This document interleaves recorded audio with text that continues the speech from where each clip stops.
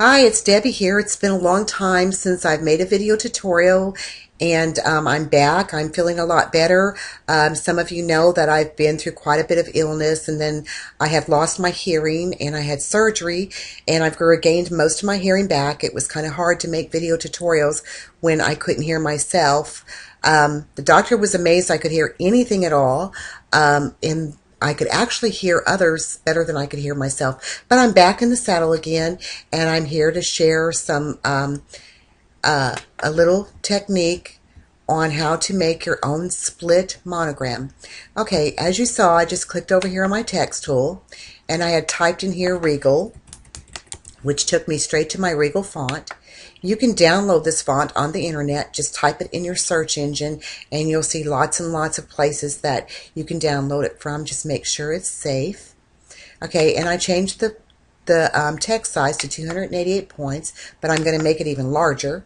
Okay, I'm going to type in a capital H, click off of it. I'm just going to grab this corner and make it great big for this video. Let's go fit to window.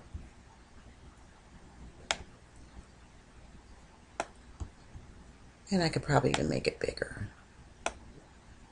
Okay, so you can see it real well. Alright, now I wanted to let everyone know that I use the Silhouette Studio Designer Edition. The reason why I'm letting you know this is that some still have the basic version, and I would like to go through the steps using the basic version, but quite honestly, with my new tools and everything, I can't even hardly remember what the basic version was like. The Silhouette Studio Designer Edition goes on sale quite often for around $30. You just have to keep your eye open or pop in on the Silhouette Plus forum. One of the members usually posts any sales that are going to happen, and I try to post them on my blog, Paper Paws. But if you don't have the Designer Edition, I highly recommend you get it if you'd like to design your own files. The tools in it are really great to use, and you have the ability to open up various files. I made a video about the Silhouette Studio Designer Edition, and they've even added a couple of things since then. Okay, now that I got that out of the way, okay, I'm going to go over here and grab my knife tool, and you see all these different options here that you have with the Designer Edition, but I'm going to choose my straight, and of course I want it solid because when I cut through this I want two halves. If I used outline, it would just leave this all open. Okay, but before I actually do this, I want to go up here and grab a guide. I like using these guides. I love these guides. They've come in handy so many times. Now I'm going to go back to that knife tool, and I'm going to start like about right here. Hold down my shift key, and I'm going to drag my knife tool across here, and I'm going to let it do its little working thing. I don't know why it's dragging so much today. I don't have very much open. Okay, now I'm going to move this guide out of the way, and this is now separated pieces because I cut it.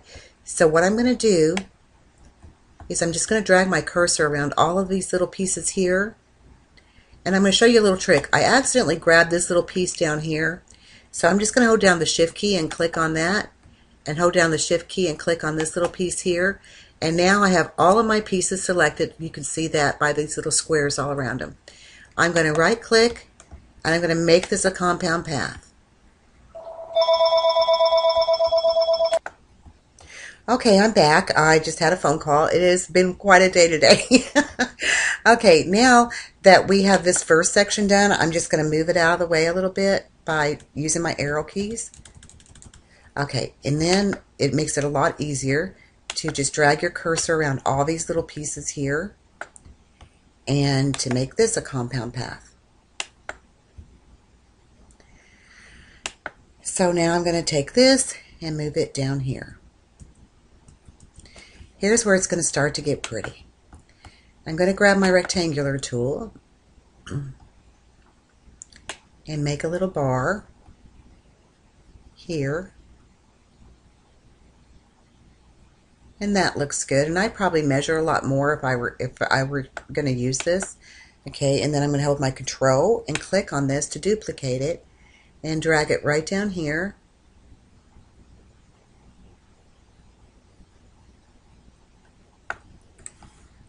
Okay, and then here are these guides come in handy again if you want to check and see if this is aligned really good, and it looks pretty good to me. So go back to Fit to Window, and then select all of these, holding clicking Shift key, click, Shift, and you can just go right down here to the bottom and click Weld. And as you can see, it made all these little pieces again. So what I'm going to do is I'm going to go ahead and grab all of these together and make a compound path. Grab all this top part together, right click, make compound path. And right here is when you want to go back over to your text tool and you want to select another font. Pretty script font will do. I'll just try this one. I actually don't know what it looks like, but we'll just try it. And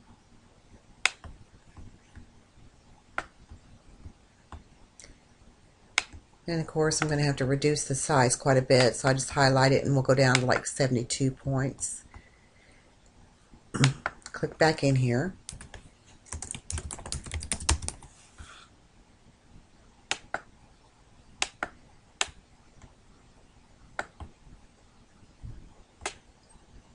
And I can drag it out, bring it up, select this part here, move it down. And I want to tell you something about these fonts. I'm going to go ahead and move this down more. Okay, when I type this font or whatever, but I want it to weld it together, I'm just going to go like this and ungroup it. Okay, then I'm going to select all of it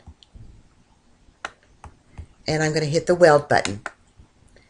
And now I have it all welded. Now I'm going to select it all again and I'm going to make it a compound path. And the reason why I do this, if I want to use this on my other computer and I don't have this font, it won't change it when I go and open up this file because I made this a compound path.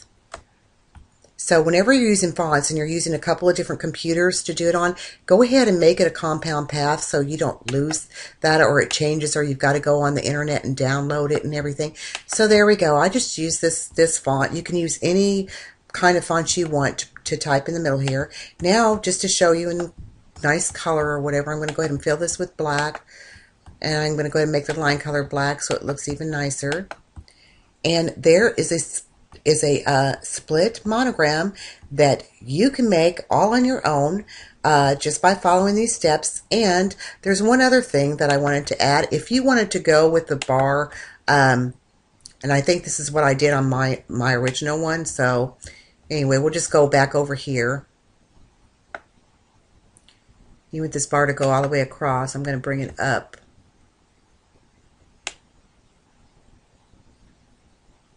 To this top line, and I'm going to bring it in just a bit. This just show you an example if you want a different kind of bar. I'm going to control and click, and I'm not being exact or perfect with any of this. So I mean, if I was going to use this, I would definitely. So we're going to select this and hold down the Shift key, select this, and once again I'm going to weld that.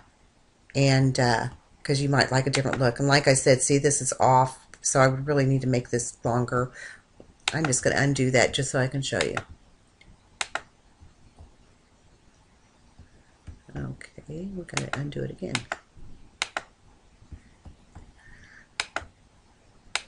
And I would zoom in on this, which is one of the things I didn't do. Okay, now we're going to try this again. I can get pretty particular, and this was silly to do because I'm not going to use this, but, and seeing it's still off down here. But if I were going to do, and there you go. And this is how I did my other one. I made the bars longer and line up and everything. And here it is. And here are the wine glasses that I etched using this. I cut it out on some vinyl and placed it over, and I weeded out all of this itty bitty stuff and then just added my etch all on it so I could etch this wine bottle that my husband wanted me to etch so badly. If we want, oops, cancel. I'm going to zoom in so you can see these pictures a little better. Okay. And there you go. And here's the one that we just made. I hope you have lots of fun with this video tutorial. And I'm just going to try something else as long as we're still chit-chatting. And that you make your own split monograms and make a lot of great little gifts like those lovely tiles that people make with their vinyl. And I'll see you on when I make the next video. Have a happy crafting day. I'll see you either at the Silhouette Plus forum or at my blog, where you can find lots of free cutting files, paperpause.blogspot.com. Have a great day, everyone. Bye now.